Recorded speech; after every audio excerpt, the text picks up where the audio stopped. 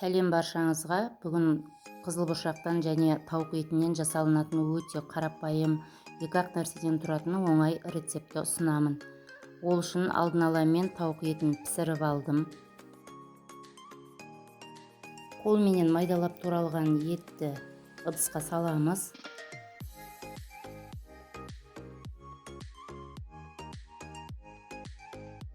Мендегі қызылбұршақ консервіленген емес, оны өзім алдын ала 15-20 минуттай суға қайнатып пісіріп алдым.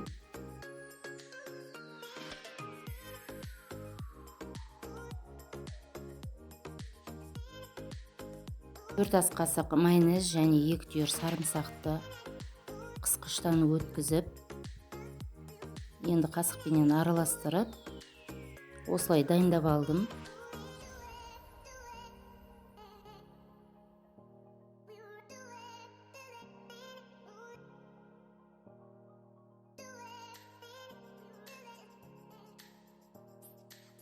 Ыдыстағы тауық етін, қызылбұршақ және майонез қосылған сарымсақты барлығын араластырамыз.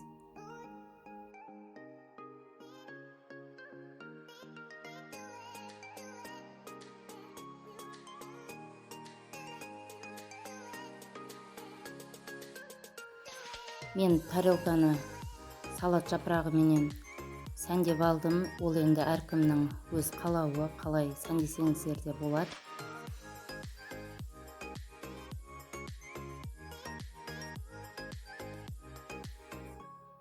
Міне осындай қарапайым, өте оңай, дәмді салат шығады. Сіздер де жасап көріңіздер.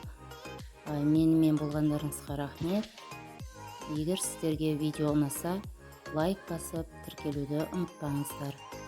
Ас болсын, сау болыңыздар.